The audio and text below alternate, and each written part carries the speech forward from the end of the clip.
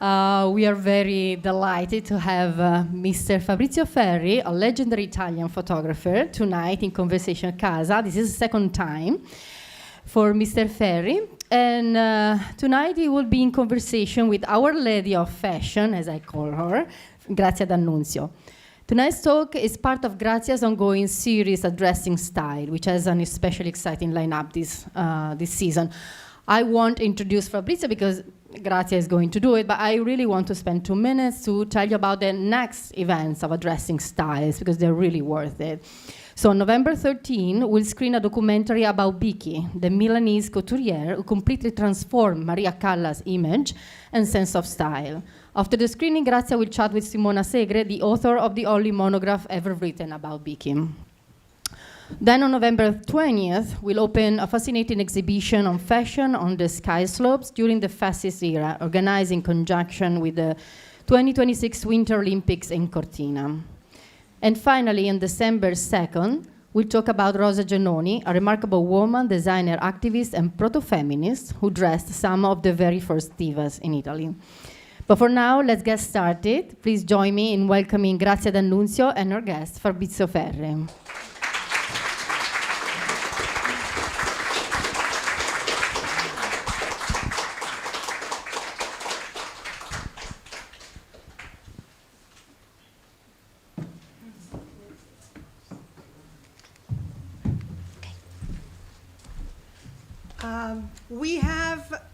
Thank you everybody for being here. We have some free seats up front, so we are much more than welcome if you sit down and occupy the empty seats in the second row. Thank you very much. So thank you, Chiara. Where are you? Here. Thank you, Chiara. Thanks all of you for being here tonight. And of course, thanks to my dear friend Fabrizio Ferri for coming back to Casa again, and thanks to Geraldina Polverelli, Fabrizio's wife, who always makes things happen. So, yes. As you probably recall... it sounds like you don't need a microphone. But no, yes. Normally I don't need the microphone. The microphone is here, but it's not even on. I think that you all can hear me clearly. As you probably recall, Fabrizio came here exactly 10 years ago. And you know what? In those years, in that decade, a lot of things changed, a lot of things happened. And in his life, for instance, he became father for the 4th time of a boy named Orso, who is his spitting image. And he also directed his first length movie, Portrait of the Queen, a documentary which explores the evolution and the history and the evolution of photographs portraying an icon such as the late Queen Elizabeth II. And he just wrote a memoir, Finqui, just published by Rizzoli in Italian, and hopefully we're going to have it also, maybe an English translation soon. And by the way, after the talk, instead of kissing and chatting with Fabrizio downstairs, we can chat with him upstairs, where we have copies of the book if you're interested in buy one, and he can sign for you. And not only that, Fabrizio also, and this is a wonderful, wonderful project because it's an ongoing traveling artistic installation called Breathtaking, which explores and is an artistic exploration of the pollution, of the plastic pollution in the oceans. And it's called aptly Breathtaking, and I'm going to show you something, of course, later on. And the traveling is a traveling installation which opened for the first time at the Museum of Natural History in Milan last March, and in September went to Venice at Casa San Lorenzo at Punta della Dogana. So it seems to me, and probably to all of you that just listen to all this news, that Fabrizio is taking and a very intimate path on one side, and also is an artistic path regarding, I mean, your photographic career. Do you agree? Well, Yes, you wrote I a agree. book, and, I and agree. you open yourself quite a lot. And Sure. And instead of seeing you in the glossy pages of the magazines, we are now seeing you in museums. I have no choice. Okay. I have no choice because photography has changed. We all know that. Once learning to be a photographer was a privilege. You needed to do an investment, you need to buy a camera, you need to know how to use it, you need to choose film, you need to develop it, you need to a dark room or have the money to pay a lab. Very complicated. Today, everybody can do a perfect picture with an iPhone or with a phone. So I'm trying to give you, suggest something. Imagine you're swimming in the ocean, and then you see the shore, and you walk towards shore, and as the water goes down, with the corner of your eyes, you perceive a huge, massive wave that is chasing you, a huge wave. And at the end of the day, this wave just grabs you and throws you down, and you blah, blah, blah, blah, blah, like this, and you get to shore, and you don't even know who you are anymore. That's what happens to photographers today. The wave is the trillions of images that every day are produced and chase us. Perfect images. So what do we do? The fact that we know how to take pictures doesn't make any sense anymore. So we have to step up. We have the chance to step up. Not to do more images, but to bring photography to another level. Important photographers have always photographed not what they have in front of them, but what's inside of them. And from now on, there's no other way. We have to express ourselves using this media, this means photography, and eventually manage to touch people's hearts. How? Giving a meaning to what we do. So with art, we express ourselves, but we also express our feelings and our convincimenti, our ideas, our goals.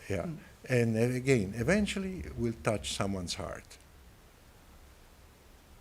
Photography has only one chance to survive, which is make itself art. Thank you. By the way, we have some empty seats, so you can come down and maybe on the other side and occupy those two. You go on the other side and you can go there.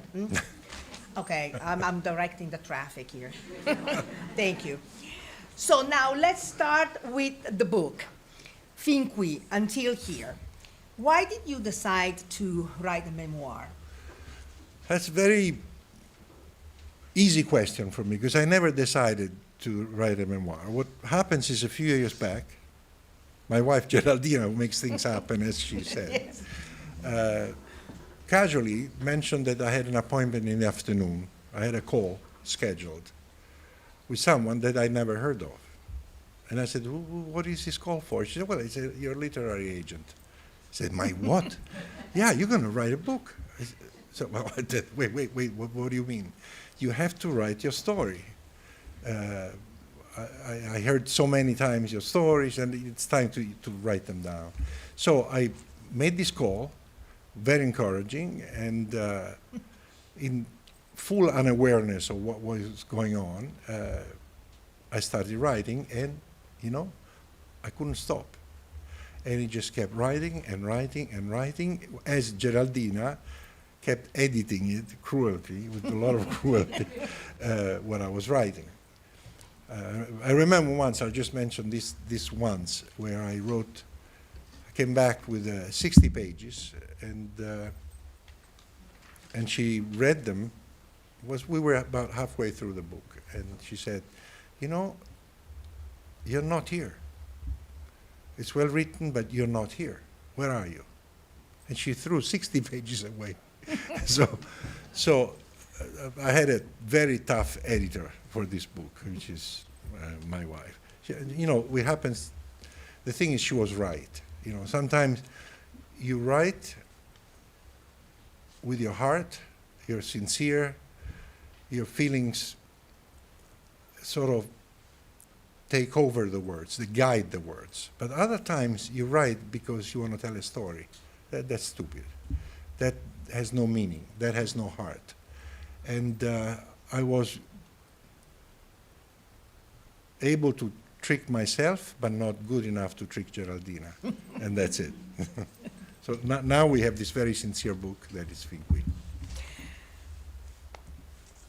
Something very interesting when you're going to see the book upstairs, before even getting into the first chapter that Fabrizio entitled, I Never Wanted to Become a Photographer, never say never, he decided to put a picture that he took of the sky and the horizon.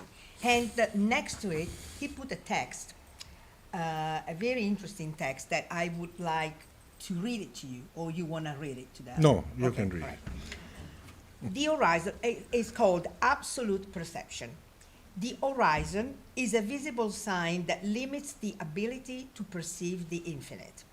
When at sea, in the evening, the horizon dissolves and blends into the moisture of a light mist of water becoming air. And when the instinct to focus on a point cannot be exercised because it's impossible to focus on what it is dissolved and indistinct, the contemplation of our own limits finally leads us to the intuition of the infinite.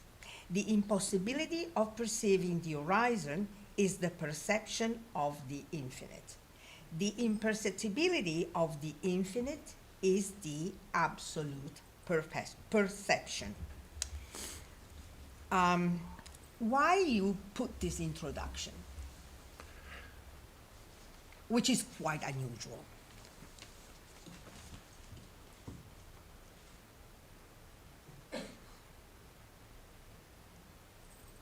When we look far away, and you know that one of the roles of artists is the one of help you look far away. Raise your eyelids and look far.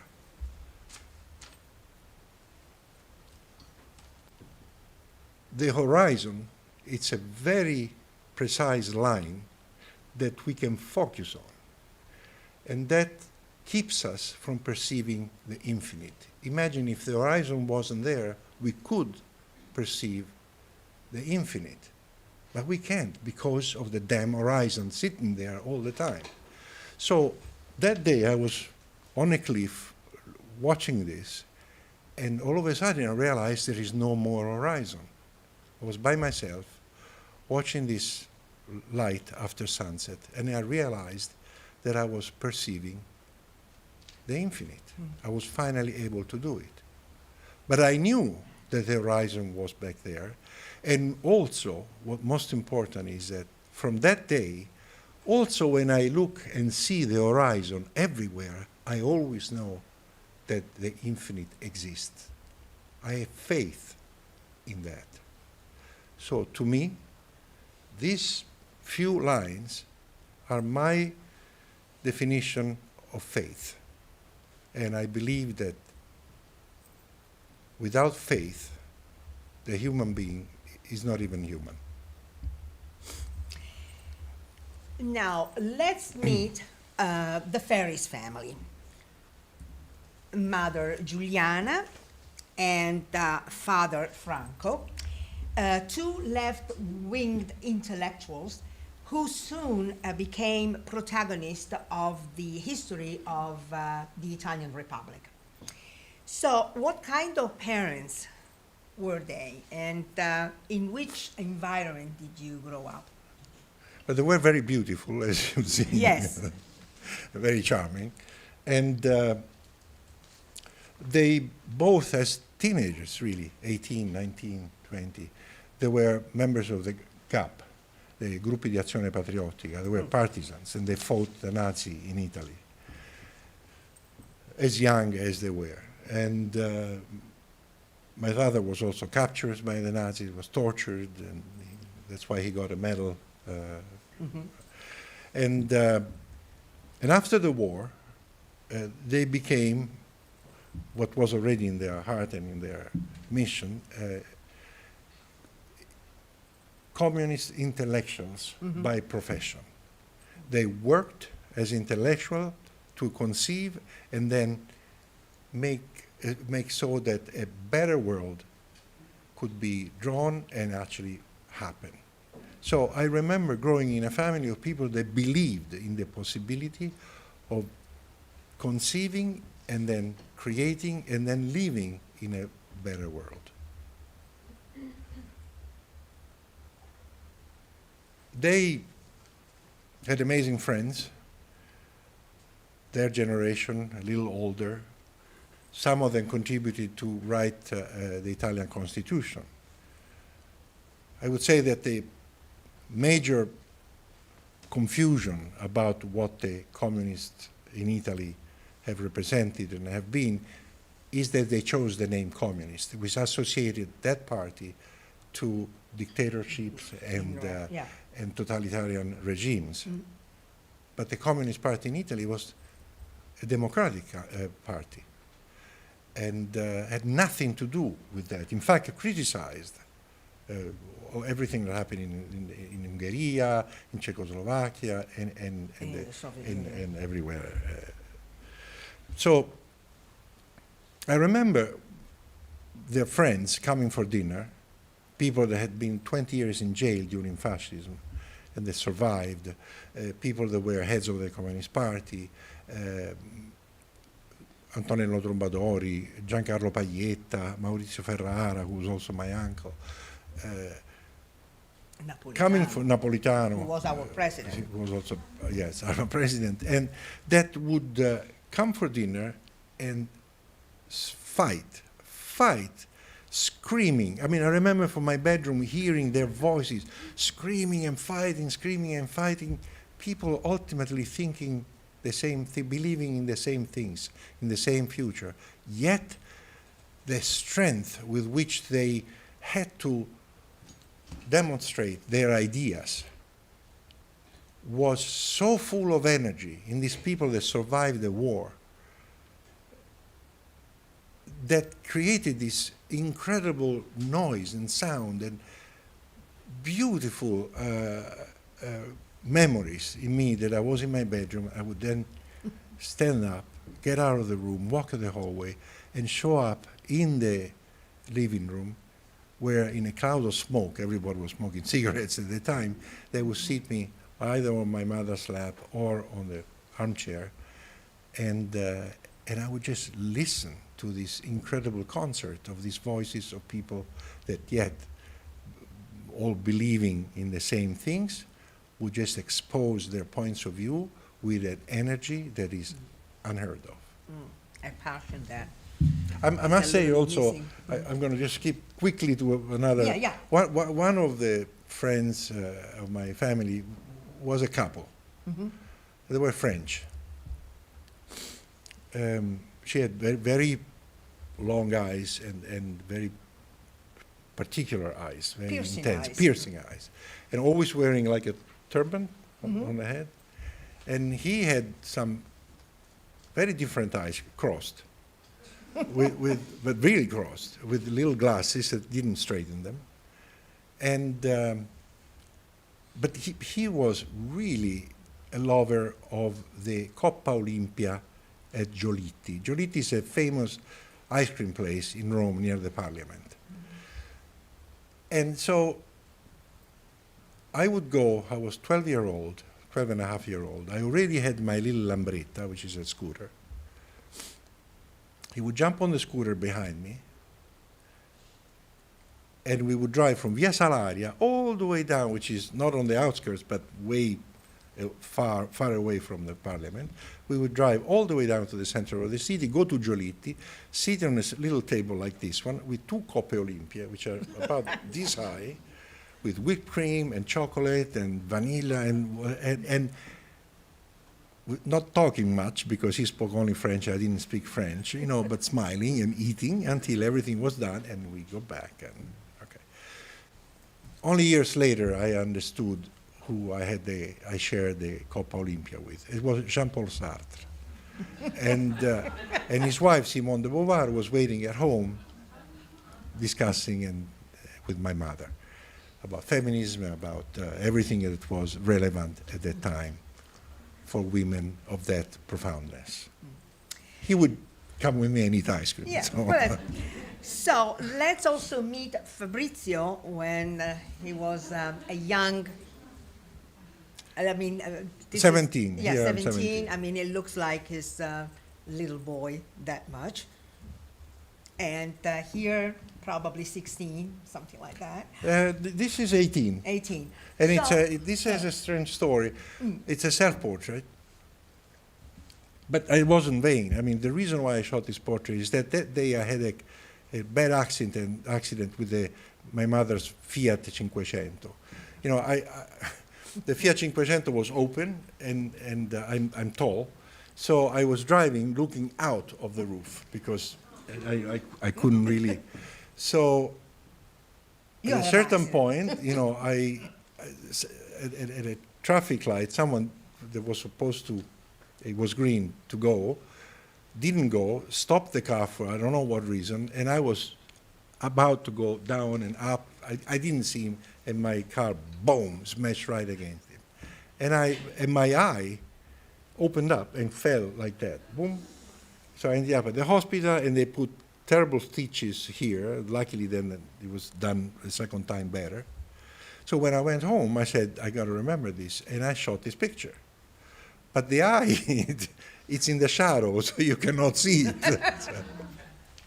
and that's And so it. you don't That's even why see this the picture is stitches, there. but it's Yeah. very intense. And I would like to ask you, what kind of adolescent you were?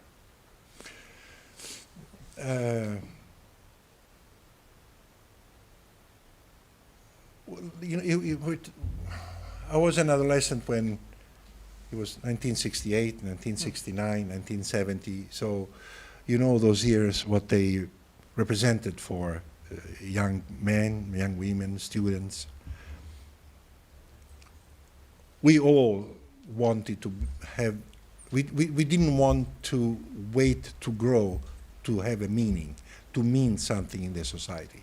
So we would call for the assemblea. We did Meeting. to have the possibility to meet at school, all the students meet at school to discuss the present and the future. I was a leader at school. I remember that I enrolled, one year I enrolled 70 people in the Communist Party. So I became a referral point. And I used it in good ways and also in ways that I'm a little ashamed of now, which, like if I would get a bad vote, in A bad score. a bad score, I would go to the professor, I would take the register and go up to the dean and say, unless you change this, I'm going to get everybody out of the school in the next 5 minutes. So no, Ferri, please don't do anything. Don't do anything. Don't be a troublemaker. I'm going to speak with your teacher, and we're going to change the vote. Sometimes they changed it, sometimes they didn't, but that's a story. In the book, you write a lot about, your public life and also your private life, although certain people are not there. Such as wives and sons and Wives, daughters. sons, and so apart from Geraldina. Of course. And so why you decided to don't talk about a very important moments of your life and also the women that you met and you live with? I think if you look at the cover of the book, it says fin qui, and then there is fotografia di una vita, Photograph of a life. photograph of a life, till here, photograph of a life. So I think everybody here has been taking photographs. But if you've been taking photographs with a camera, not with a phone, the first thing you do when you decide to take a picture is to decide what's in the picture and what's be left out of the picture. What's in the foreground, what's in the background, what's in focus and what's out of focus. That is important because you have to make choices. You cannot take a photograph that says it all. And the same thing is with the book. So when I had to come and decide what to leave outside of the frame of the book, outside of this frame, because this book is so sincere, I had to leave out people that didn't have a chance in this book to state their point of view, to reply to me. I had to, being sincere, I should have written things about people that didn't have a chance to respond, to answer or reply. To reply, yeah, and Or to start, tell their you side know, of the story, yeah. basically. So those I decided that, out of respect, I would leave them out. Okay. Actually, there is, before that, right here, is in page, before page 1, I'll say it in English, there is this sentence. What is written protects with sincere discretion what I have not written. Lives that seem like others and the lives of others. Clear. Now, let's check the first photograph, fashion photograph, that Fabrizio took and was published in 1975 for British Vogue. We all know This was actually Italian Vogue. No, that was British Vogue. Italian Vogue. Italian Vogue? Yeah. Italian Vogue. Well, even better, Italian Vogue, my magazine. Then I'm going to show you our other stories that he did for us. Okay, Italian Vogue. So, how did it happen? It happened because at the time I was still a photojournalist and I wasn't making enough money. I wasn't making any money to be able to make a living out of being a photojournalist. So I asked myself, if I want to be a photographer, who can commission the work and eventually pay for all the expenses, maybe up front, so I don't have to borrow money to be able to buy film and all that. And the answer was simple. It was maybe fashion. Now, I gave you a little idea what my family was like. So fashion magazines, we've never seen any fashion magazine in my home. So I went downstairs to the newsstand. I knew the guy, he was downstairs. And I said to him, can I borrow a fashion magazine? He said, sure, which one? I said, I don't know, which was the best fashion magazine? He said, well, it's Vogue. So he gave me Vogue, I opened it, I looked at the address, Piazza Castello 27, I wrote it down, I said, thank you. I gave it back to him, and I went to the station, took the train, and with my portfolio as a photojournalist, went to Vogue and said, I want to meet with the guy that is responsible to choose the photographers. The art director. And they said, well, we're sorry, but do you have an appointment? I said, no. Well, then we're double sorry. You're not seeing anybody. And I said, well, I'm sorry too, because I'm going to sit there and I'm not going to move until I meet him. I was very motivated, let's put it that way. Tall, motivated. And so everybody got scared, and they started calling downstairs and covering the phone. And finally, the guy came up very upset. He grabbed my book and said, follow me. So we went in a room, he, boom, slammed my portfolio on the table, opened it up, and he went, and it was a bunch of workers during a strike, banging on steel drums, then he turned the page, and there was a very old woman draining pasta in the smoke. I did that in a story that followed people that get up at 3:30 in the morning to go to work. So the grandma makes them pasta to bring it to where they work, and then students in the streets, demonstrations. And he looks at these photos, and then he finally looks at me and goes, "The woman of Vogue doesn't smoke, doesn't curse, and doesn't fuck." So I looked at him and go, "Well, then I'm out of here," because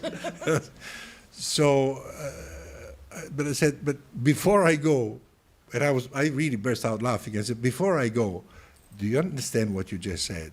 So he looked at me and unexpectedly started laughing. This guy was a very nice guy, brilliant art director. His name was Roberto Carra. He went on and become a still life photographer, very talented. And I said, well, I saw these photographs at the end of your portfolio that had grainy, have that kind of quality. I said, could you do them again for us? I said, but not the same, but new ones, yes. So he said, then come with me. And they asked me to do this first shot, which was an advertising campaign shot for Vogue with this very famous model at the time, Eva Malmström. I was lucky that they casted her. And that was my first photograph. It's actually a very important photograph because this photograph led Fabrizio to take this shot of this lovely girl with a nice Bulgari necklace. And it's interesting because Bulgari is also entered in Fabrizio's life pretty soon after, and that he worked a lot with this famous jewelry house. And he became also a very, very long time friend of this girl, who is Isabella Rossellini. So tell us about this picture. So the story, I was, of course, in front of the Communist Party. There was a sit-in. Students, people were there celebrating something. I don't really remember. It was sunset. The sun was bouncing from the building in the front and irradiating beautiful light on the faces of all the people sitting there. But as I was scanning through the people, looking at who was there was one face that, in spite of the light, had a light of its own. The light was coming from this incredible young woman, from her face. And I introduced myself. I said, my name is Fabrizio. She said, my name is Isabella. And I said, I was just asked to do a story. I'm a photographer, beginning to do a story with Bulgari jewelry. Would you model for me? And she said, yes. So we went and we shot this story. This was for English Vogue. Mm-hmm. For British Vogue, yes. So I sent the pictures to the magazine, and they called me frantically. Said, Fabrizio, but did you shoot Isabella Rossellini, the daughter of Ingrid Bergman and Roberto Rossellini? I said, well, I know her name is Isabella, but I'll ask. So I called her, and she said, yeah, actually I am. And this was the very first photograph of Isabella as a model, which brought luck to both of us, I must say. And during the years, Fabrizio photographed Isabella many, many times. I'm going to show you some beautiful portrait. Yes, this is for American Vogue with the dog Macaroni. And this is very dear to me because this was for Italian Vogue in 1988, and I was there. So I vividly remember this story. And I would like to ask you, since you know her so well, is it easier or is it more difficult to photograph someone through all these years? It's not. She's not someone. She's Isabella. So. Yeah, but apart from her, I mean, you photographed, for instance, Susan Sarandon several times. So in general, the thing is. Is it easier because you have already a chemistry, or is a challenge every time? It's no matter what is a challenge every time, but not because of who she yes. is. But it's a challenge because what I do is not an easy Yeah. job. You know, it's a lot of things come into a good photograph. But one of the things I like the most of photographing Isabella in time is the time, is the fact that she has changed, as I have changed. Everything has changed. So it kind of gives me the opportunity to photograph, as I'm photographing her, to photograph the change in people. The time that is changing. And in myself. Because, you know, a photograph is always a little bit of me and a little bit of who I have in front of me. So that is something that is special and unique. I only had it with Isabella because I've known her since, photographed her since 75. Fabrizio is, as you know, extremely famous for having photographed, apart from Isabella, the most beautiful women in the world, and also being friends with him. And less known is his bromance, his relationship with men. And I selected two of them very dear to Fabrizio. One is Bruno, and the other one, who is doing yoga in Pantelleria, is Gordon. And his name is Gordon Sumner, better known as Sting. So tell us, first of all, Bruno. Bruno. Bruno Rinaldi. Bruno Who Rinaldi passed away recently. passed sadly. away. He is my best friend. There's no way I can use another tense. You know, he is my best friend. He's also a witness. I wrote this book with By the way, with Bruno next to me. Yes. You know, that's why the book is so sincere, and the book is. He would have bit me in the head with this book if I wasn't sincere. So he guided me in this. He knew my father. He had met my mother. That's why I say he's a witness. He's part of this book. And, you know, I have new friends. I meet people constantly. And I constantly meet people that I really like and love. But it's different when somebody knows your roots, when somebody knows where you're coming from. There is a depth to that friendship that it cannot be replicated because it's gone. Those times are gone. And he's gone. So sadly. But he's always with us. And Bruno, by the way, Bruno Rinaldi was a photographer who photographed for us, for Italian Vogue, for more than 30 years. So he was a pillar for us. All the fashion shows all over the world. So he came to New York, he went to London, we would see each other in Paris, well, of course I saw him in Milan. So it was a very, very special time. just to give you an idea, photographing all the fashion shows, haute couture, men, women, all over the world, that means 500 fashion shows a year. So that gives you an idea what kind of a hard worker he was. Yes, and plus photographing every single outfit, and of each outfit also some Details. important details. So we lived on, you know, Bruno's pictures, also for our search and so forth. So, and tell us a little bit about Sting. And this is a recent portrait of him that Fabrizio took for his concert. This is very, very recent. I'll start from these photographs, actually.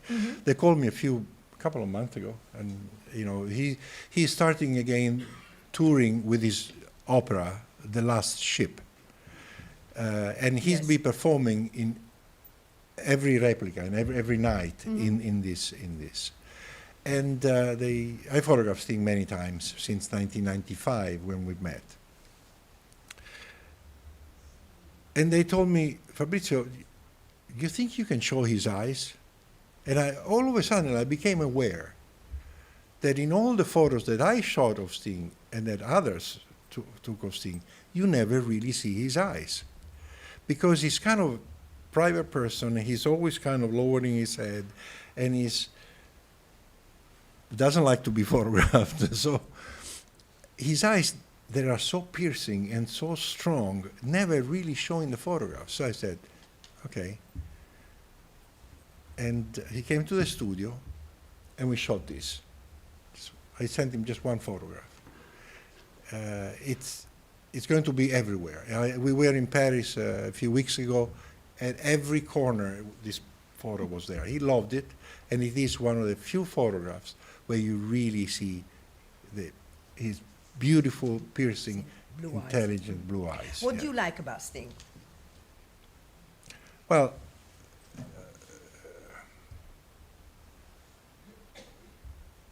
I like that he's a true artist. You know, I like that his song, his music doesn't lie. It's not manicured. It's real. I want to tell the story how we met. Or? Yes, absolutely. Yeah. Tell us the story.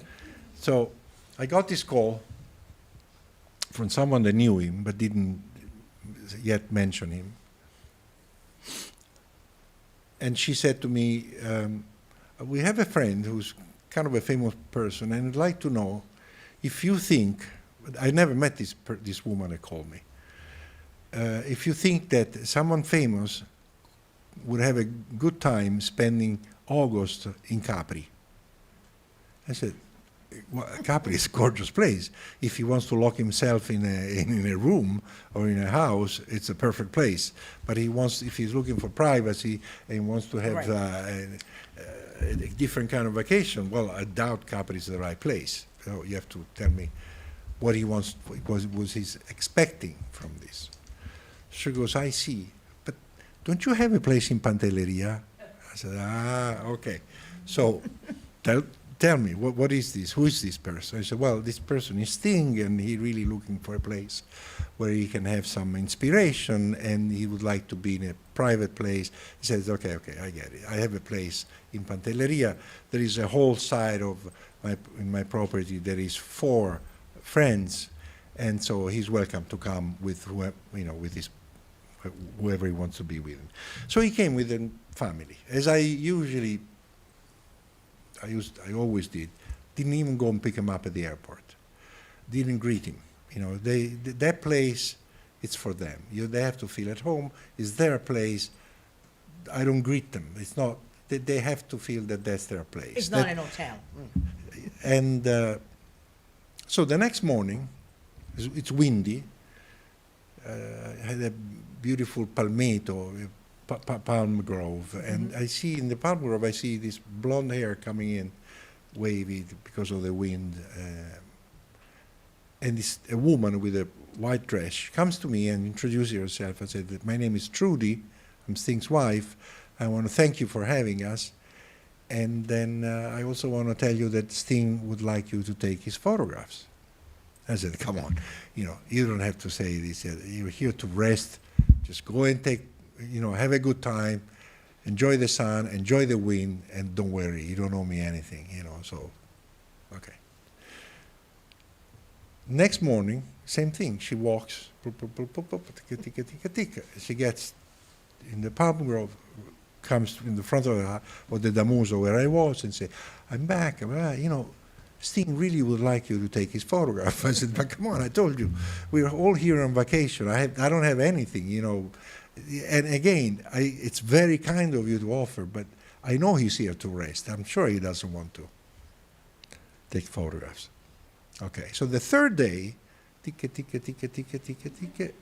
Sting comes and doesn't even introduce himself, looks at me and goes, why don't you want to take my photograph? So I said, okay, sorry, I misunderstood, I misread the whole thing, let's take your photographs. So that's how we met, and then we've been really inseparable, how you can be inseparable with someone who is 365 days a year on tour. So, but we've been seeing each other a lot and grew fond of each other. Good. Okay, Fabrizio also helped, he photographed young, talented, like for instance, emerging fashion designers like Dolce & Gabbana at the beginning of their career. This is in Pantelleria in 1985.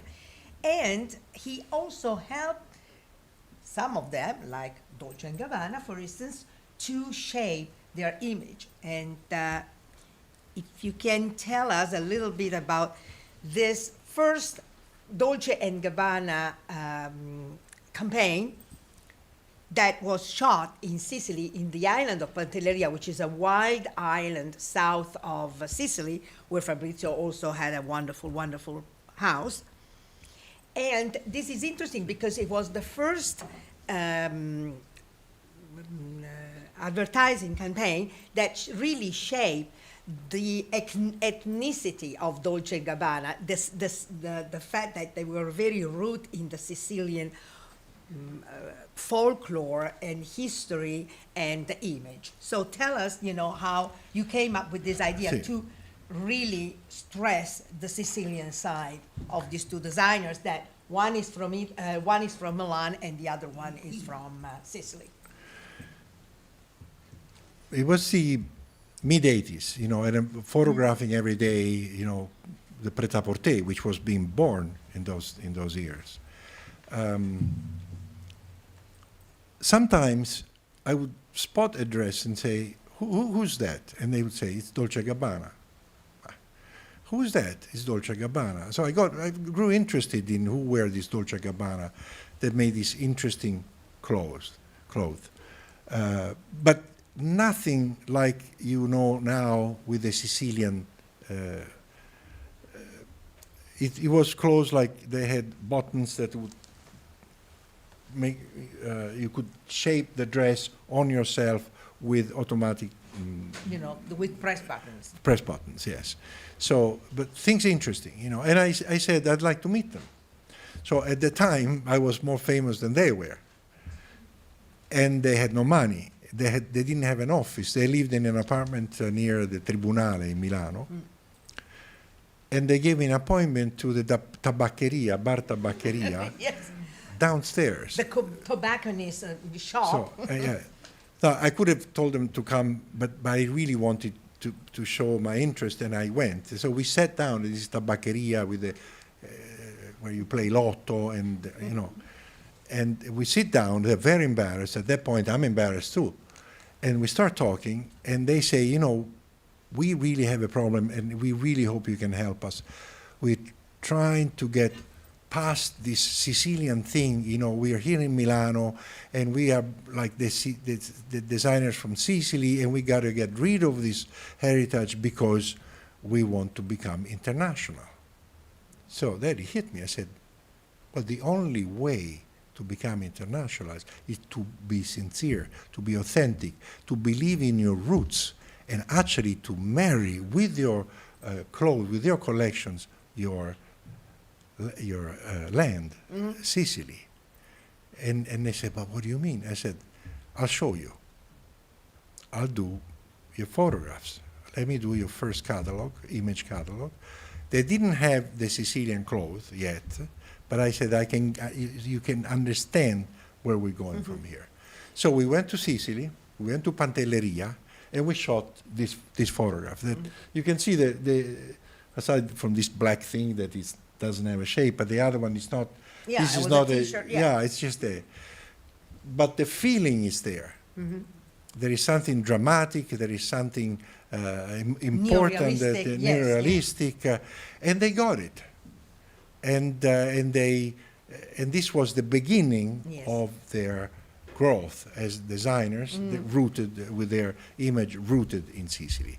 Now, what happened is that the next season, they already had money, and they were able to hire a photographer. They didn't pay me to do this, and they hired a very good photographer. That wasn't me, which I was really upset at the time. But the reality is they hired a very good photographer, Ferdinando Scianna, Sicilian, who helped also by the fashion that at that point was very Sicilian inspired, with a great model, Marpessa, did their first campaign. Am I disillusioned to this date? Yes, because since we're friends,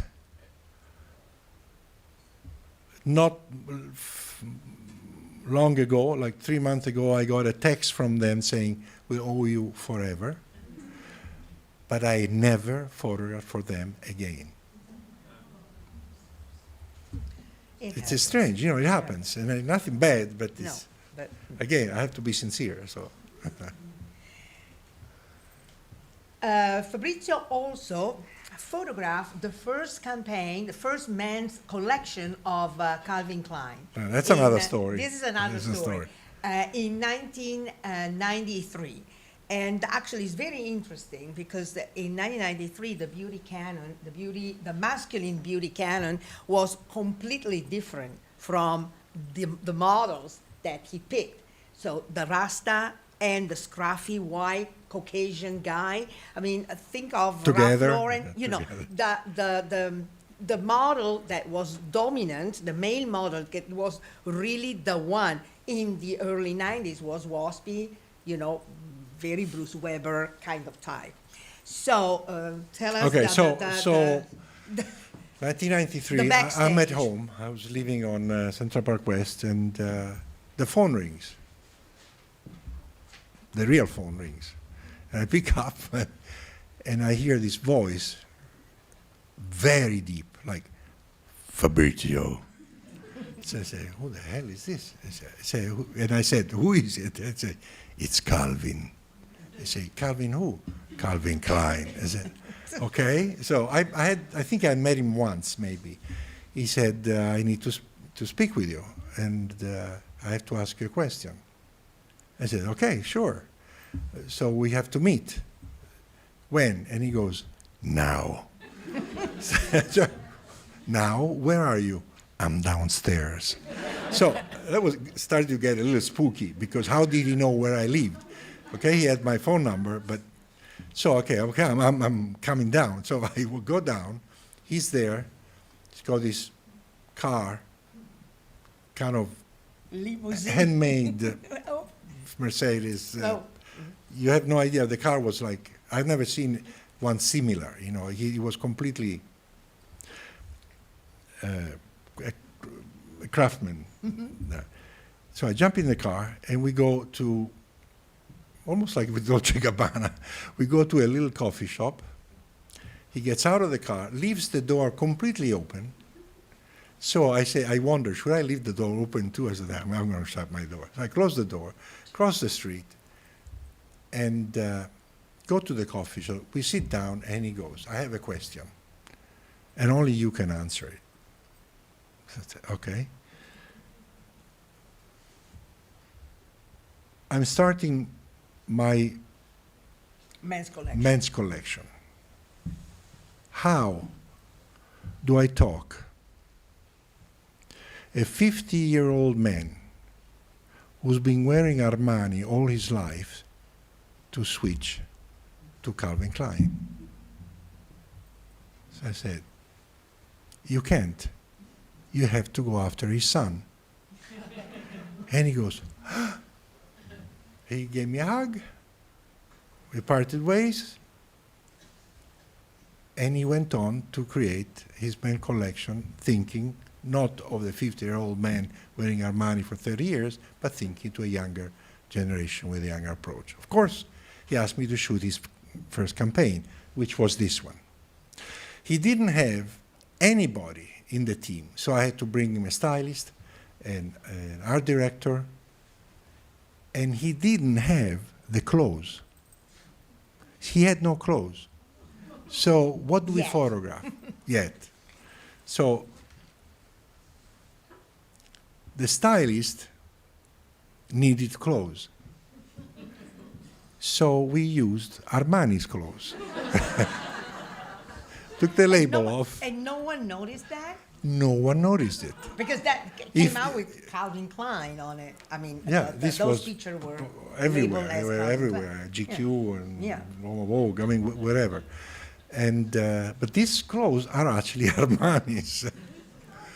And those were the days, you know. But the other story is that while the art director that I brought in for this, and for many years after, the stylist that I brought in, still working for Calvin Klein. This was the last time I worked for Calvin Klein. The first and last time. Again. What do you want to do? Okay, now, your relationship with women, back to women. What is the chemistry that you are still now able to establish in order to photograph women that normally you don't want with makeup on, and but they have to express their femininity, their vulnerability, and their beauty? But there's really only one ingredient you have to keep in mind, which is respect. I never say I photograph a model. I always photograph a woman or a man, for the sake of it. You know, this is Cindy Crawford. Yes, by So the way. what happens though is sometimes, for instance, when you I say this because you show me this picture. When you photograph women that are professional models, and they're so good at it and famous, and they do shoots every single day of their life. They're good. They're really good. They come on set, they look at the light, they look at their clothes, and they already know what to do. They look at the light, they know where it should hit, they look at the clothes, they know immediately what's the best pose, and then what you do? You shoot? I don't. Because then why am I there?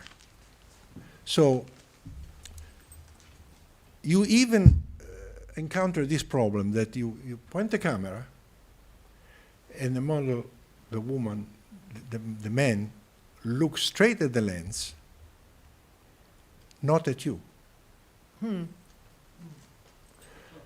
And how do I know that? Because first of all, I can tell. But then I move the camera and they follow the lens.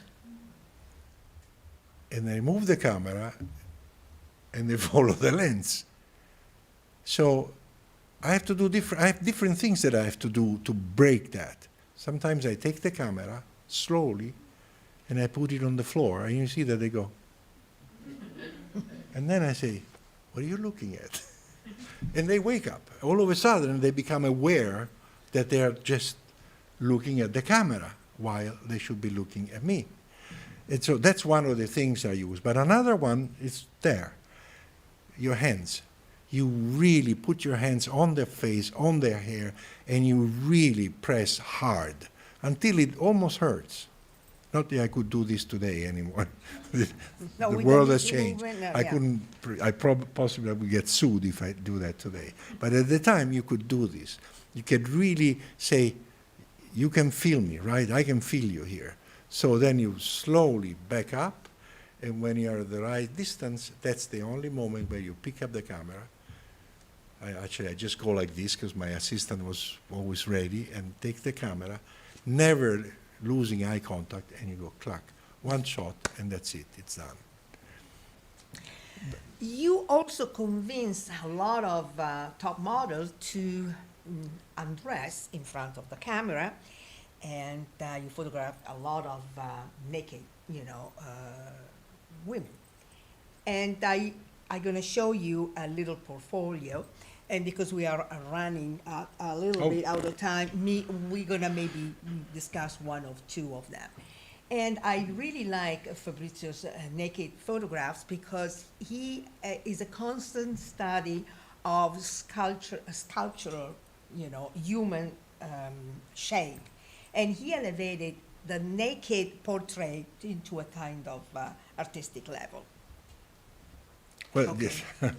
Yeah. This This I have to tell the story. Yes, this of one. course. Yeah. Do you know? Do who you she mind is? if I tell the story? No. Of course, yeah. This was it was a story for GQ with Naomi. This is Naomi, by the way. You can't Naomi really tell, Campbell. but it's Naomi Campbell. So that day, I don't remember where I was coming from, but I didn't see the clothes they prepared for them. So I get in the studio, and the clothes is men's clothes, but literally men's clothes with white shirt.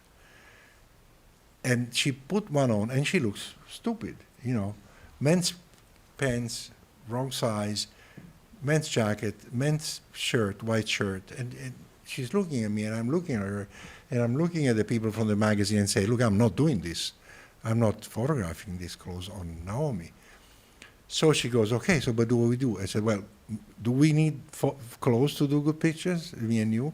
And she goes, no, okay. So we decide to do photos without clothes. But as I said before, someone like Naomi, with or without clothes, she does the picture. She already knows what to do with the body, with the clothes, with the fashion. She knows. So again, what do you do to break that? So I said, I have to come up with a pose that is so unexpected that we can have a start. And I think of this, but when here is the story, how do you explain this? I had to demonstrate it. So I go on set next to her. She's completely naked, I'm not. And I'm trying to do this pose. Now, just imagine, I'm not going to do it because I'm going to grace you for this, but imagine me next to her, bending over and trying to put my hand the way she has it, and she's doing the same thing until she gets it right. And everybody in the studio is so embarrassed. Some people laugh and get out of the studio when seeing me trying to do this. And at the end, we shot this picture. This picture ended up being the most sold picture of the year. And again, Naomi, and then we have Patricia Velasquez. And of course, this is, an infamous Monica Bellucci, full of caviar. And dressed in caviar. Dressed in caviar. So you have to tell us the story of... So there was Esquire, American Esquire, asked me to do a cover story on the five senses. So who do you cast? Well, for the five senses, you cast Monica Bellucci. I had no doubt about it. So I was shooting this in Milano. So she came to Milano, and I decided to dress her with caviar. At the time, there were good budgets. So it was a good caviar. It was actually a beluga. It was a box of 1 kilo. And we put it all over her, and we took this photograph. Now, for those who don't know personally Monica Bellucci, she is really simpatica. She's really fun. She is really, well, besides she's a good friend, but she's really, it makes you laugh. She's got an incredible sense of humor. So when we finished the photograph, we looked at each other, and she looked at herself and said, what do we do with all this caviar? So there's no way she's just going to jump in a shower and that's it. So she invited everybody for lunch. So all the crew, we approached her, and so this is our finger. You have to bend it. So I'll show you, I'll demonstrate. You bend the finger a little bit so it has this shape. Then you like push it against the skin, and then you go up slowly. And when this little mountain of caviar is there, you go, and you eat the caviar until she was completely cleaned. And imagine we were laughing, and it was a great moment. It was a great moment. Then she had to go in the shower. Of course. Because she was smelling fish, she said, for a week after. But and we see also Monica posing for Fabrizio in Pantelleria. Monica pregnant, so we have a long, friendship and a long naked picture of Monica. And this is another beautiful photograph he took of Linda Evangelista for Italian, for Italian Polynesia. That's another story. In Tahiti, yes. Yes, you want to tell us? So we go into sentences. I hope I'm making fast. So we cast Linda to do this story for Italian Vogue. In Tahiti. It was actually Tetiaroa, the beautiful island, the island of Marlon Brando, that famous island there. And, Lily, she just got married, and her husband wants to be on the trip. So he also happened to be her agent. Mm-hmm. So he comes to me, and he goes, Fabrizio, no matter what you do, no naked pictures. Now she's my wife. no naked pictures. I said, okay, no naked pictures. What can I tell you? I always hate when I have boyfriends, husbands, best friends on set, because they get jealous, and it's always frustrating, and they always end up with a girl in tears. But this was Linda. She doesn't get in tears. So we arrived to Tetiaroa after 24 hours flight from Paris, and then more hours from Tahiti to Tetiaroa. And we reached this place where we were going to stay, which is shacks made out of palm trees. One room, no bathroom, literally made out of palm leaves. The husband sits with his back onto one of these palm trees and falls asleep. She looks at him and goes, come, come, come. Goes right into one of these shacks, takes the bathing suit off, and said, let's take a picture, let's take a picture. And I said, well, okay, no problem. And we shot this, which became a 2-page spread on Italian Vogue. Yeah. So that was Linda. Yeah, that was Linda. And this is another great, stunning photograph of Alessandra Ferri, the famous ballerina who was the companion of Fabrizio and the mother of the 2 daughters. And this is in Pantelleria, which is a very powerful one. And this is Tatiana Pazzi. And so it's really nice to see how strong is the take of Fabrizio of the study of the human body and the sculptural shape that he can, capture. Although I never consider these nudes. I consider these photos with no fashion. Yeah. When you think of photographers that shoot nudes, you think always of bodies, shapes, but you never see the woman, you never see the eyes, you never feel the humanity of that. I think that's why I don't call this really naked picture. Naked pictures, yeah. It's just to be, for you to understand where I'm coming from. Well, like when you see a horse, do you think he's naked? And if you see a horse with a saddle, it's a horse with a saddle. Well, for me, it's the same thing. A woman with clothes is like a horse with a saddle. Forget about the horse thing. But a woman that is naked is a woman as she's created, as she is. It's the most sincere way of being in front of the camera is without fashion, without trying to explain using fashion who you are.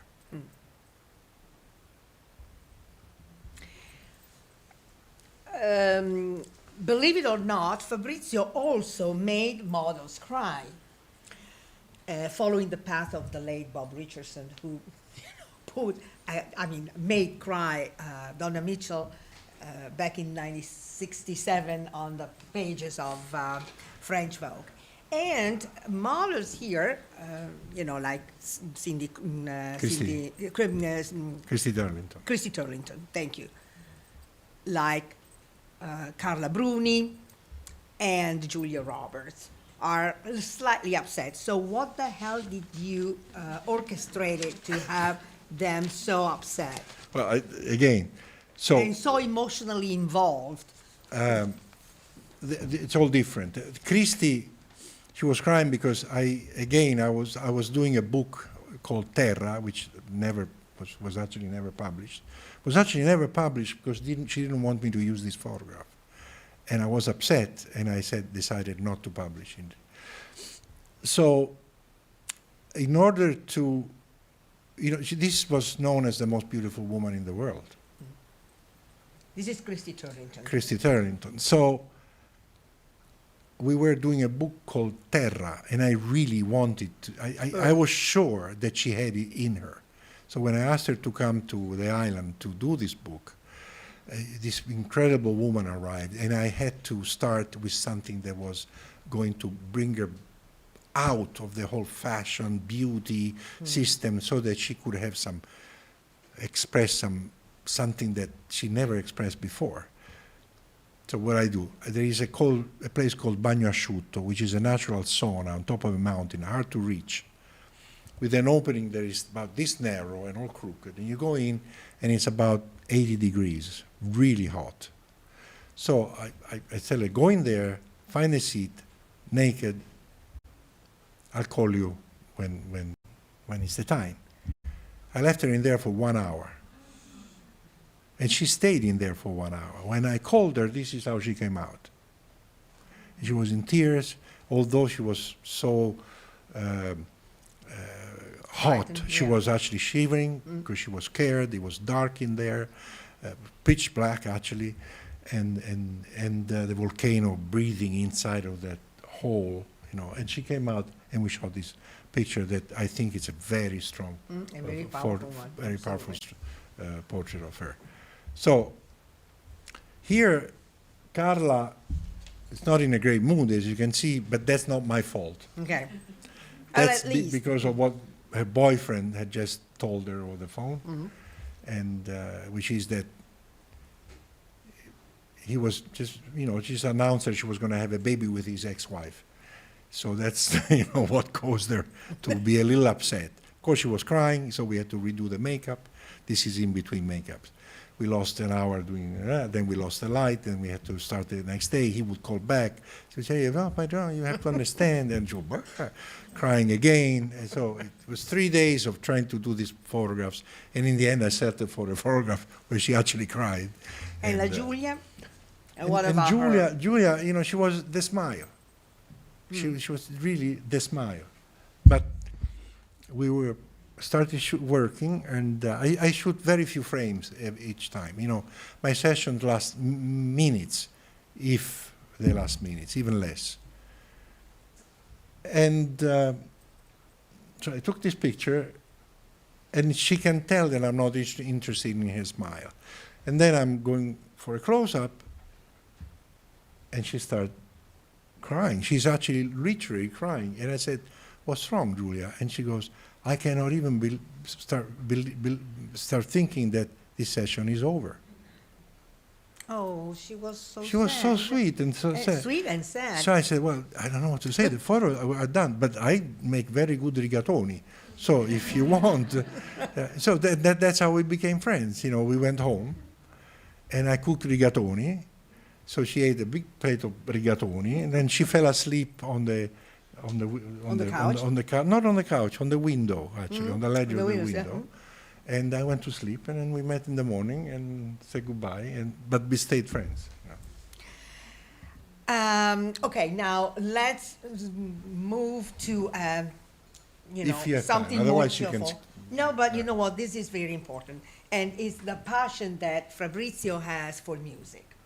And Fabrizio is a composer, and is also the author of an opera, Anima, which premiered in 2010 at the San Carlo Theater in Naples. And I have a little trailer so you can see his style.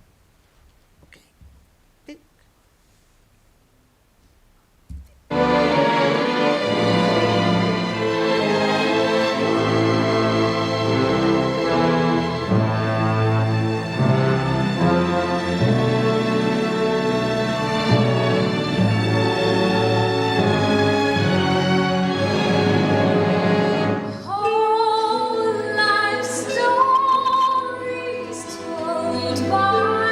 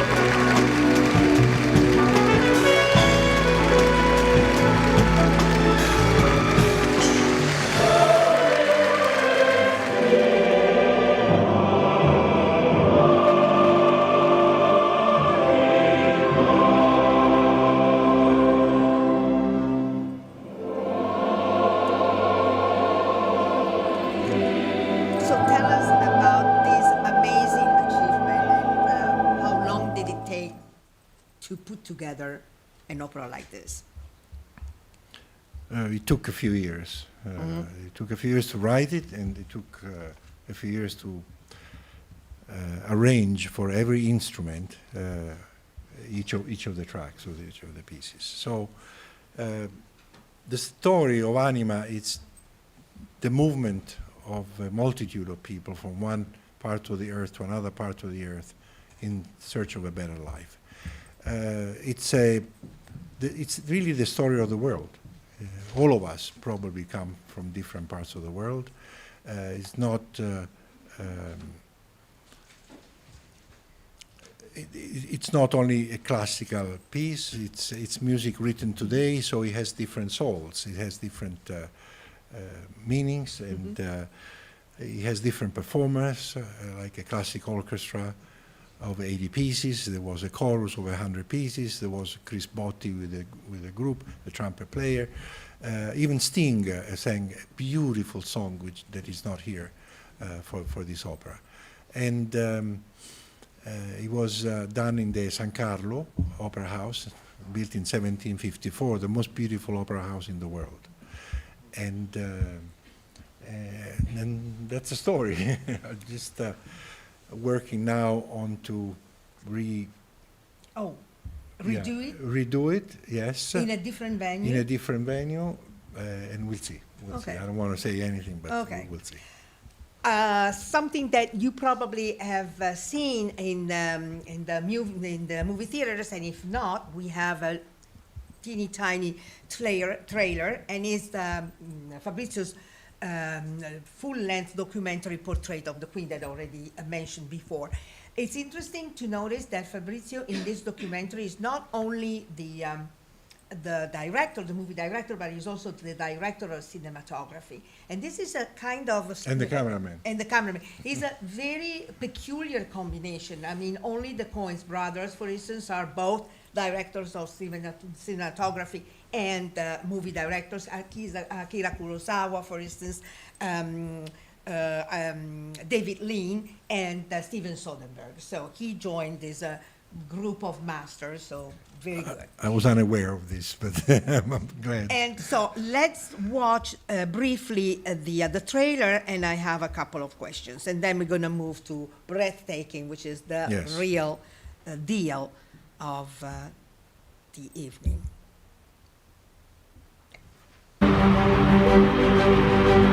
When you've finished and the Queen leaves the room, there's one thing you've got to remind yourself of when you're in the palace. You photographed Her Majesty the Queen.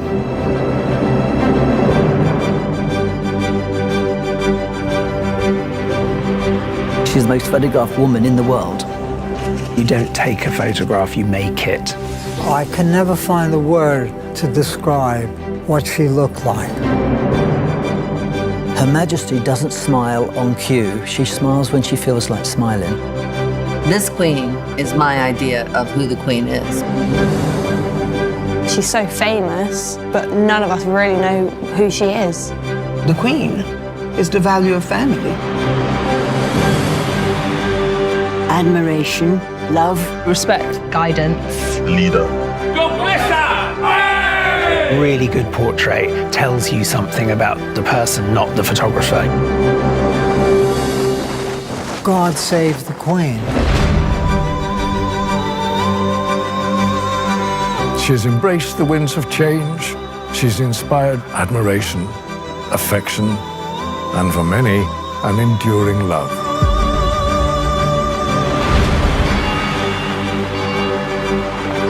God bless you, Ma'am. So Fabrizio basically interviewed all the photographers who photographed Queen Elizabeth, and with the exception of for Cecil Beaton and Lord Snowdon, because they passed away. So he picked up Charles Dance, the last, gentleman that you saw on the screen, and Charles Dance is a very well-known actor, British actor, who was in The Crown in the fourth and the third and the fourth episode of The Crown, playing Lord Mountbatten. Anyway, it's interesting the fact that Fabrizio interviewed all these photographers who did an amazing job, and not an easy one, because photographing Queen Elizabeth meant that they couldn't say to her, give orders, for instance. They couldn't say to her, move this, move around, lower your chin, nothing.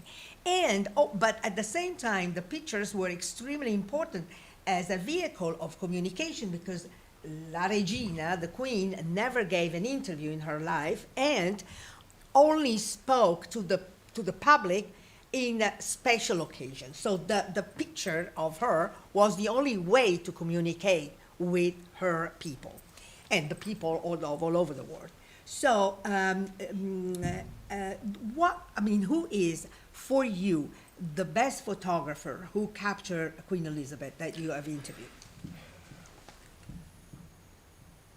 I can't tell which one is the best photographer that photographed the Queen, but what I want to say is that my portrait of the Queen is made, it's like a collage of the work of this amazing photographer that did photograph her.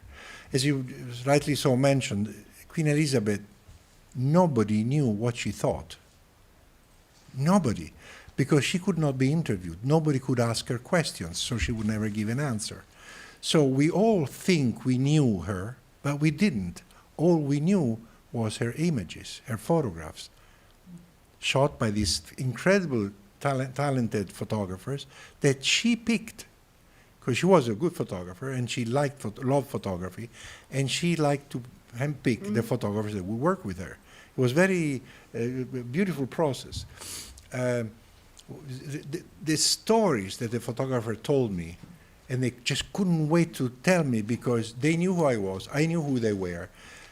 We're both photographers, they are photographers, I'm a photographer, so they know I get it. So they could trust me. And they couldn't wait to open up and explain what life-changing experience was to work with the Queen. It's a very candid movie. And like you are in a room with your assistant, you and your assistant, you waiting, and then you know that the Queen is going to show up, and you expect security, press people, makeup artists and whatever, to come in and to set things up. So the door opens, the Queen comes in alone, closes the door behind her, and all of a sudden is that your assistant, and the Queen, and she's looking to say, what do we do? And you got to have some balls as a photographer to be in the situation and still, be able to take a picture. Some tell the story that they were so nervous that the camera fell, and then as they were so embarrassed, pulling it up, the Queen burst in laughter, and they were able to catch that smile. One of the most beautiful photographs of the Queen is a smile captured because the photographer dropped the camera. And there is incredible stories.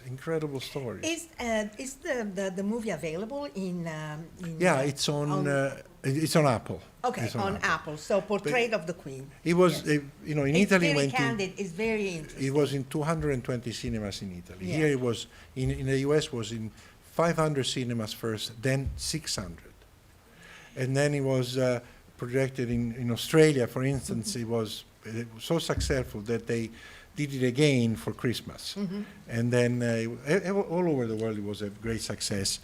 I think because once again the stories told by these photographers of what their hearts felt, their emotions are so real that they do get to your hearts. They get to you. They really get to you. It's very sincere. It's a very interesting movie. Yeah.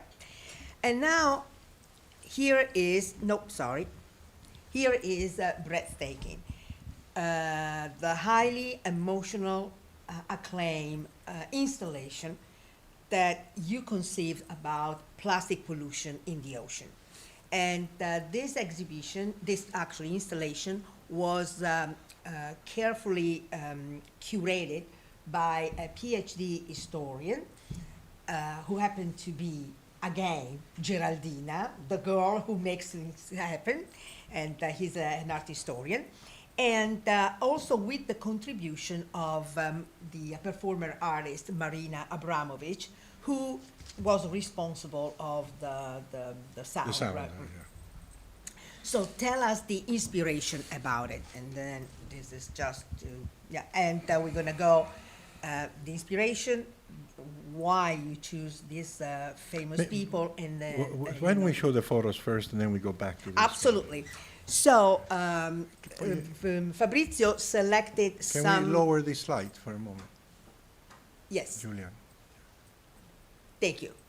And Fabrizio decided to have in a huge or small space, it depends. And, you know, we have a wonderful room at the Museum of Natural History in Milan last March.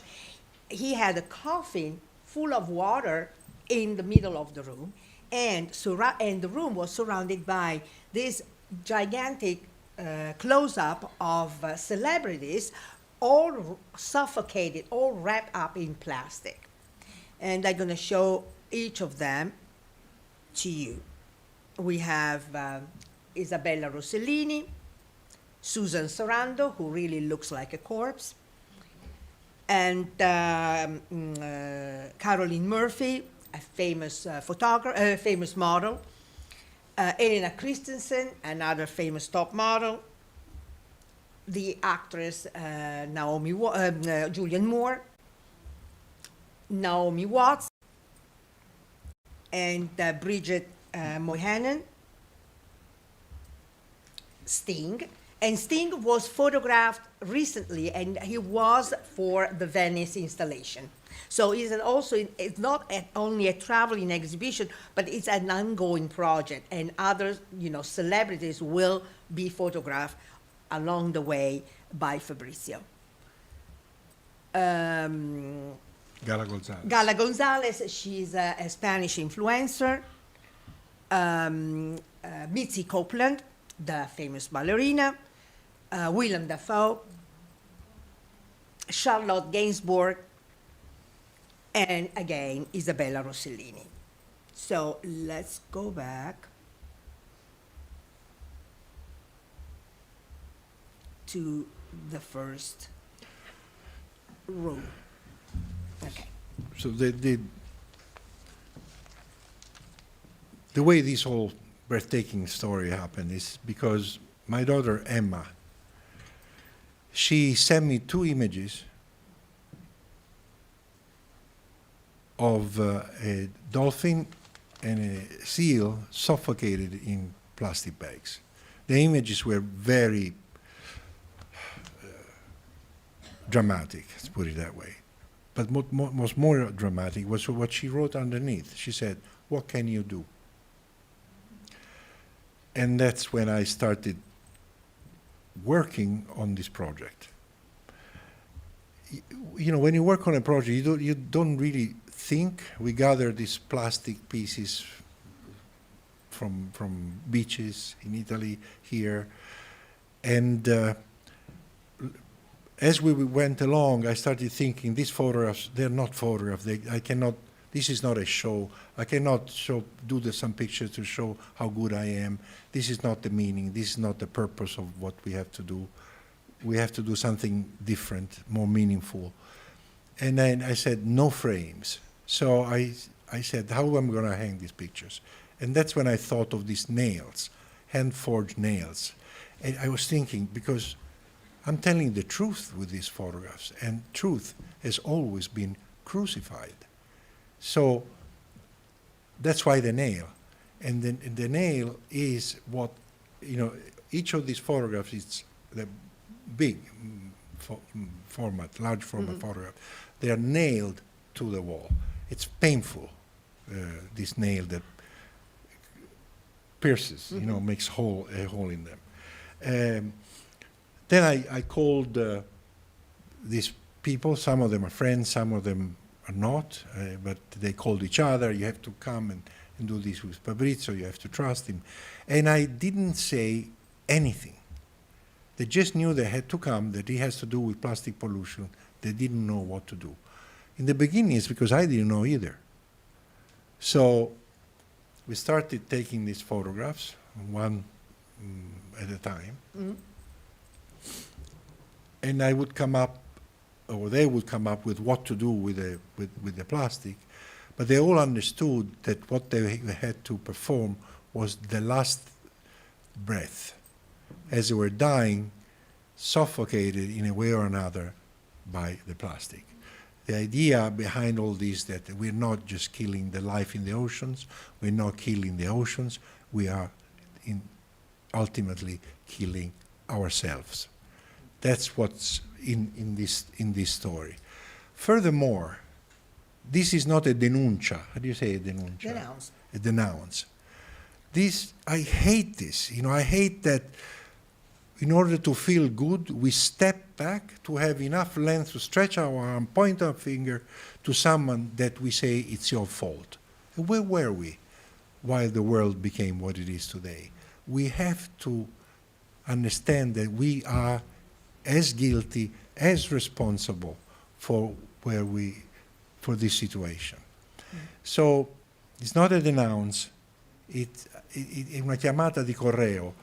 I want people that see this installation to understand that we are as guilty as the ones that make the plastic or sell the plastic, because indefinitely we buy it, we dispose of it, and whatever. Anyway, when this was supposed to be, and it has been in this big room, this 12, now 13 portraits, photographs, crucified, loose, so the end moves like that, in this black, completely black room, large room, very high. The photographs are high up, like you would see in a church, They're not down like on a wall at eye level. They are higher up. You look at these photographs higher up. In the middle, this dramatic coughing, a monitor. This is where we're going to end up if we're not careful, if we don't put an end to this. And then I was thinking, you heard I'm a composer. I was thinking, what kind of music am I going to use here to help the patrons, the viewers, to understand what I mean? And I couldn't come up. Everything I was composing or everything I was looking in my archive, I was picking up, it made no sense. And then I asked a question to Marina Abramovic. And she said, you're right, Fabrizio, don't put any music. You need silence. Use my headphones, the ones that when you put them on you hear nothing, and they isolate you completely from the world, like you would be at the bottom of the ocean. So you get a full immersive experience. So to be able to visit this installation, they give you, when you enter, it's one person at a time, and you enter with headphones, and all you can hear is your heartbeat and your breath, your breathing. And it's challenging, it's really challenging. I want to say that something important. This exhibition was curated by Geraldina. I really believe in the unawareness of the artist. The artist, unless it's a conceptual artist, shouldn't think too much. Should just do what he feels to maintain the authenticity, the strength, the power of the emotions in what he does and on the people that he photographs. So the unawareness of the artist is crucial. It's an important element. When Geraldina wrote about this, curated this, and wrote the text for this, she revealed to me that these photographs were inspired by the Cristo Velato in Naples by Michele Sammartino. It was like, when she said that, I went, whoa, that's what it is. So finally, I was aware of what I did. And she spelled it out in a text so beautifully that I was proud of the work we did, not of what I did, but of the work we've done, because if it really delivered what she wrote, it was going to be, it was going to deliver what we wanted it to deliver. Yeah. I want to say just one word about these talents that came to the studio, again, alone. You know, when you call any of these talents to come to the studio to do a portrait, they come again, and their own makeup artist, and their own hairdresser, and the PR, and the secretary, and the secretary, and the agent, and you have to pay for their car, so they have the driver and waiting outside, and all this. They came alone. They rang the door at the studio, the doorbell at the studio, and they walk in and say, "What shall we do?" Completely naked. And each of these photos has a special story because they came without knowing what to expect. Julian Moore, for instance. I'm just going to tell you the story of Julian Moore. I met her, but I didn't know her well. And she's, obviously, she's who she is, so she's concerned, you know, and rightly so. And she looks at this table with all this plastic. I don't show her the photos I already taken past days, because I didn't want to share anything, to make sure that everything was staying intact. And I explained that what we have to do, choosing one piece of plastic, and I tell her what the story is. And she goes for a piece of plastic, and I say, okay, if you want to use that, that's fine with me. And I say this, so she understands that I had something else in mind. And she said, well, did you have in mind something different? Well, so for you, I had thought of this styrofoam. Really bad, stinking styrofoam. And she looks at me and goes, and you want to put that in my face, in my mouth? And then she stopped. I didn't say anything because I was, what do you say? And she stopped. A few seconds went by, and in those seconds, she realized that her reaction is what I needed to photograph. So she said, I understand. And she went like this, boom, put her face into the box full of this stuff, looked at me, I did, tack, one shot, and that was it. This is it. But imagine how motivated these talents, these people are. Because they didn't come as actors, they didn't come as professionals, they came as people. And they wanted, and they understood that. And so they reacted to me, to the job as people. Do you have in mind other celebrities that you're going to photograph for this ongoing, installation and project? I may add, I haven't asked him yet. So I do have someone in mind, but I haven't asked him yet. I don't know what the result is going to be, if he's going to say yes or no. I wanted to ask an artist, Julian Schnabel, to do this. And then I have in mind some more photos, but not with people. I have something special in mind. And then we have, as you know, a lot of new projects. Yes. And can you tell us maybe something that, I mean, this exhibition is eventually coming to New York? So this exhibition in Milano was at the Museum of Natural History. Yes. I love that because it wasn't a museum per se where you show art or you show how beautiful art is. It was the Museum of Natural History. So to launch it was perfect. And then in by the way, in 24 days, we had 40,000 paying patrons that came to see it. 40,000, completely unheard of in Milano, a number of visitors like that. It was really incredible. Venice is going extremely well too. Yes. And yes, we're working to do it in Paris, Rome, and obviously New York. We'll see. So this is more of a wish list than a reality at this point, but Geraldina makes things happen. Yes. So and other projects that are going to be more artistic.